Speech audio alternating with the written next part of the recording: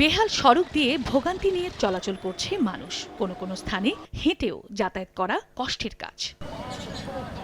গত ২০ বছরের মধ্যে বেশ কয়েকবার বন্যার কারণে ২৬ কিলোমিটার দীর্ঘ ও ১৮ ফুট প্রস্থের সুনামগঞ্জের নিয়ামতপুর তাহিরপুর সড়কের ৯ কিলোমিটার অংশ ও সাজনা সেতু ক্ষতিগ্রস্ত হয়। ২০০৪ সালে আবোয়া নদীর ওপর ১৩৫ মিটার দীর্ঘ ও ৭.৫ মিটার প্রস্থের সেতু নির্মাণ শুরু হয়। এক যুগ পর নির্মাণ কাজ শেষ হলেও সংযোগ সড়ক না হওয়ায় দীর্ঘদিন ব্যবহার করতে পারেনি স্থানীয়রা।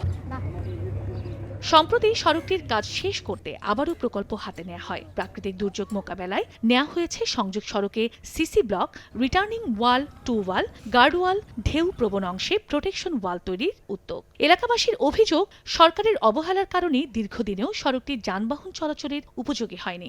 রাস্তাঘাট ভাঙ্গা, এরপরে আপনার কোনো ধরনের কোনো সুযোগ সুবিধা নাই। আর যদি সম্পূর্ণ সুন্দরভাবে করা হয় তাহলে আমরা এদিকে যাতায়াত করতে খুবই সুবিধা হইব।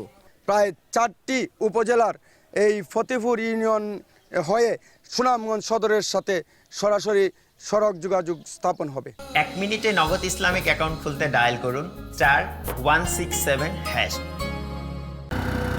তবে ঠিকাদারি প্রতিষ্ঠানের অভিযোগ, স্থানীয়দের মতবিরোধের কারণে কাজ করতে সমস্যা হচ্ছে। কুচক্রী কিছু লোক তারা বাঁধটা ভেঙে দিয়ে এই ক্ষতি করছে। তারা চায় না যে এলাকার কাজটা হোক। আগামী জুনে এই সড়ক ও সেতু চালুর আশ্বাস দিয়েছে সড়ক বিভাগ। যেহেতু নদীর তলদেশ থেকে ডাইরেক্ট কোনো ড্রেজিং করা হয় নাই, এটা শুধুমাত্র যেটা দূরবর্তী স্থান থেকে যে ক্যারিং করা হচ্ছিল এটা ডাম্পিং করা হয়েছে। তো কাজে এইখানে ব্রিজের ওই ধরনের কোনো হুমকি বা ক্ষতির কারণ নাই। সড়ক বিভাগের তথ্য মতে নিয়ামতপুর তাহিরপুর সড়কের ক্ষতিগ্রস্ত ৯ কিলোমিটার অংশের কাজ চলছে পুরোদমে। নতুন প্রকল্পে ব্যয় ধরা হয়েছে ৩৫ কোটি টাকা। সময় সংবাদ, সুনামগঞ্জ।